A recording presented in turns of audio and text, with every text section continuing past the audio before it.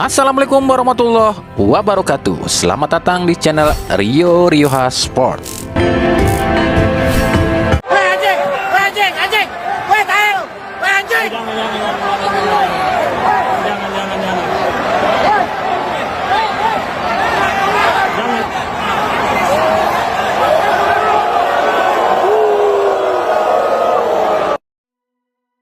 Kenapa harus Beckham? Ya, inilah pertanyaan yang muncul ketika rame soal hujatan pada Beckham Putra ketika di timnas. Apakah cuma karena Beckham Putra ini pemain Persib? Analisa kami bukan cuma itu sih. Betul, memang hampir setiap pemain Persib yang masuk ke timnas itu akan kena yang namanya ejekan, hinaan, cemoohan, bahkan rasisme dari supporter, khususnya supporter di Jakarta. Karena mereka menganggap Persib itu rival dari klub mereka, ya pemain Persib itu berarti musuh mereka. Ya meskipun akhirnya orang-orang yang berpikiran kayak gini, yaitu berarti bukan supporter tapi cuma orang yang dengan SDM yang sangat rendah. Kenapa SDM yang sangat rendah? Oke, kalau itu di ranah liga, rivalitas klub, oke, itu hal yang lumrah. Tapi kalau sudah masuknya ke timnas, ya ini udah nggak wajar. Sebab timnas itu negara, bukan klub. Tapi mereka membawa dendam dari klub ke timnas. Makanya disebut SDM yang sangat rendah, atau bisa dibilang otaknya sangat kerdil dan lebih bodoh dibanding orang yang nggak pernah sekolah. Lalu yang jadi pertanyaan, kenapa dari seluruh pemain Persib cuma Beckham Putra yang paling kenceng kena hujatan, khususnya hujatan dari orang-orang tadi, supporternya rival Persib? Alasan utama tentu saja adalah sakit hati. Karena beberapa kali Beckham Putra jumpa Persija di Liga, Beckham Putra ini selalu jadi pembeda, baik secara permainan maupun secara individu skill. Dengan gaya Beckham yang tengil, tambah bikin sebagian supporter Persija ini sakit hati dan benci sama Beckham. Lalu apakah Beckham Putra salah dengan gayanya yang kayak gitu? Tentu saja tidak. Dan buat kami pribadi sah-sah saja, karena Beckham punya kapasitas untuk bisa kayak gitu. Kapasitas apa itu? Beckham Putra kita tahu lah ya, hampir di semua kelompok usia pernah jadi juara. Di U16, U17, U19, bahkan tim senior Persib, Beckham Putra hadirkan hat-trick juara.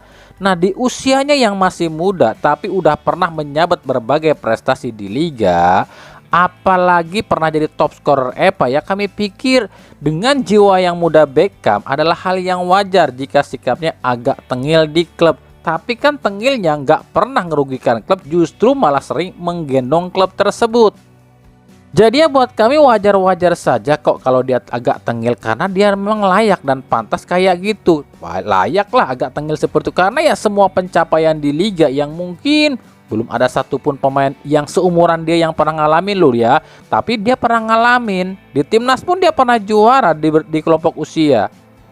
Apalagi Beckham Putra ini kan memang asli Bandung ya, main di klub asal Bandung juga. Talenta muda lokal Bandung loh ya, dengan segudang prestasi dan pencapaian, tapi berkontribusi buat klub dan negara juga. Ya kami pikir hal yang wajar kalau Beckham Putra agak tengil. Tapi tengilnya ini justru ini salah satu yang dibenci oleh sebagian supporter tim rival. Nah, kenapa sebagian supporter tim rival ini sangat benci dengan gaya tengilnya Beckham Putra? Selain mungkin agak dibilangnya agak ngejek, bukan seolah ngejek mereka, tapi di sisi lain ini sebagian supporter Persija pun ngerasa iri. Kenapa iri? Karena mereka nggak punya, klub mereka nggak punya pemain kayak Beckham. Jelas kami pikir nggak punya loh, saat ini Persija nggak punya pemain kayak Beckham.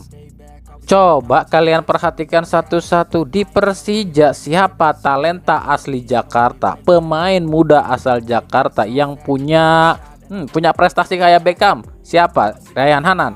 Prestasinya jauh kalau dibandingkan Beckham. Raihan Hanan di Persija posisinya sama dengan Beckham Putra, usia pun sama dengan Beckham Putra. Tapi apakah prestasi Raihan Hanan sebanding dengan Beckham Putra? Tentu saja tidak. Raihan Hanan belum pernah menyabet gelar apapun selama di Persija dan timnas. Lalu siapa yang bisa disandingkan dengan Beckham Putra di Persija? Arliansyah. Arliansyah juga putra asli Jakarta, betul. Pencapaiannya apa sebanding dengan Beckham? Tentu saja tidak. Betul, memang Arliansyah pernah juara di Timnas U19 dan juga juara di Liga 2, tapi belum sebanding dengan pencapaiannya Beckham Putra. Salah satunya belum pernah membawa klub utama juara di Liga Utama. Lalu siapa lagi yang harus dibanggakan oleh Jackmania di Persija? Zahabi Goli. Zahabi Goli bukan orang Jakarta, orang Bekasi. Donitri bagus. Buat kami ini rising star-nya Persija, tapi sayang bukan asli Jakarta, tapi asli Boyolali. Nah, inilah yang gak dimiliki sama Persija. Pemain asli lokal tapi dengan segudang prestasi dan tengil di lapangan, tapi skill dan prestasinya mumpuni. Makanya ketika melihat Beckham, ini anak asal Bandung, main di klub Bandung, tengil tapi kok hebat ya. Nah, ini yang bikin mereka iri hati dan kayak apa ya, kayak ngerasa disentil.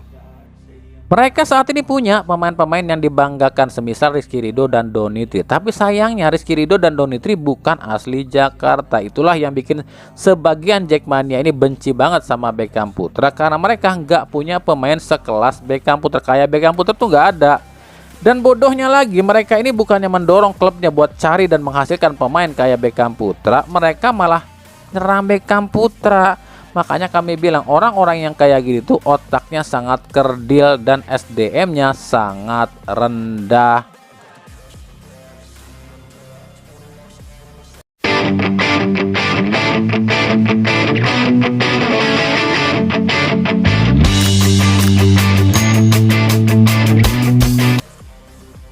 Nah, kemudian kalau kita bicara soal rivalitas supporter di Liga Indonesia yang buat kami udah semakin kebablasan. Sampai hal di luar pertandingan pun diteruskan.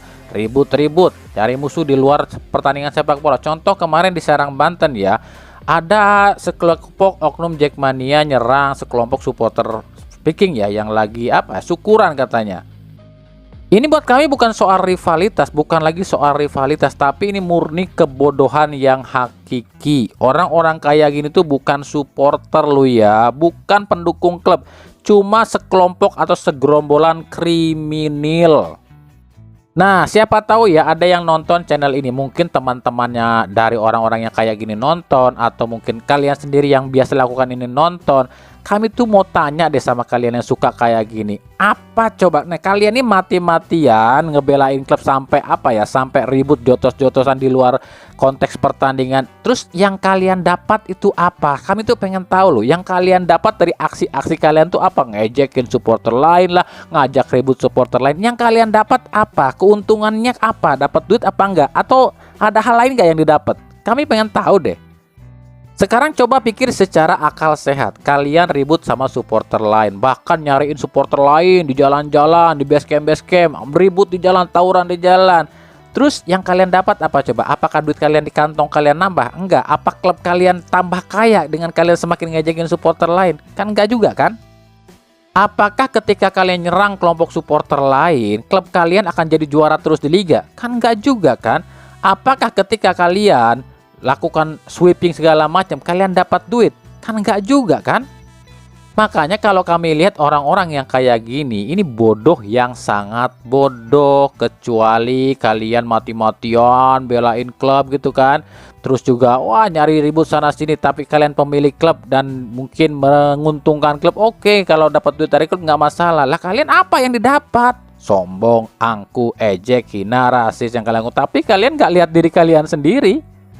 Kenapa kami bilang nggak nyadar diri? Ya nggak nyadar diri lah, kalian aja hidupnya pas-pasan kok udah ngerasa kayak bos. Ke stadion aja jarang, sekalinya ke stadion dibayarin sama temen, kalau nggak beli tiket lewat calo, kalau nggak nyusup tuh jadi penonton ilegal. Betul apa betul? Beli jersey aja jersey KW, makan minum nebeng sama temen, bahkan suka patungan sama temen. Betul apa betul? Ayo ngaku.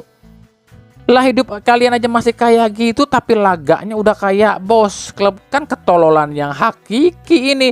Orang lagi seneng-seneng, orang lagi anteng-anteng diserang. Lah kalian siapa? Apa yang kalian dapat dari hal yang kalian lakukan? Tolol nggak ya? Tolol kalau buat kami. Makanya cobalah lebih cerdas. kalau jadi pendukung klub manapun itu loh ya, supporter manapun itu loh ya, otaknya dipakai di kepala, jangan ditaruh di dengkul. Secara simpelnya gini deh, kita itu cuma supporter, cuma penonton. Tugas kita tuh simpel, cuma ngedukung klub dan nggak ngerugikan klub, dan kita nggak bakalan dapat apa-apa dari klub. Nanti kalau di kolom komentar ada yang berkomentar, ah lu mah nggak tahu sih, itu harga diri bos, kita ngejaga harga diri tim kita dan supporter kita. Itu ketololan yang hakiki. Tuh, harga diri kok ngajakin ribut, banyakin ributnya. Harga diri itu ketika klub lu nggak juara-juara dan lu nggak bisa ngapa-ngapain dan klub lu nggak mau berbenah, maka harga diri klub lu dan supporter lu itu yang dipertaruhkan. Itu baru harga diri. Ribut dijadiin harga diri, ada PA. Selanjutnya kita bahas sedikit soal timnas Indonesia. Timnas U19 asuhan Nova Arianto terhenti di semifinal AFF U19. Dan lagi-lagi Australia yang jadi penyebabnya. Timnas U19 hanya akan memperebutkan posisi 3 lawan Kamboja, yang di pertandingan lain justru dikalahkan oleh Thailand. Kami pribadi no comment ya soal cara main timnas U19, karena ya lawannya memang di atas kita. Itu pun dengan catatan Australia frustasi ya lawan Indonesia dan cuma mampu menang tipis 1-0.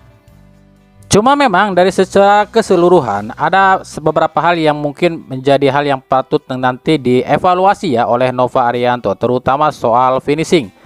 Buang-buang peluang emas saat lawan timnas yang memang susah untuk dikalahkan. Karena emang lawan Australia ini susah ya dapat peluang. Ini adalah sebuah kerugian buat kami. Karena kalau kami melihat ada beberapa peluang emas yang harusnya bisa berbuah gol, seperti peluang emas Arkan Kakak dan Dimas ya di babak kedua.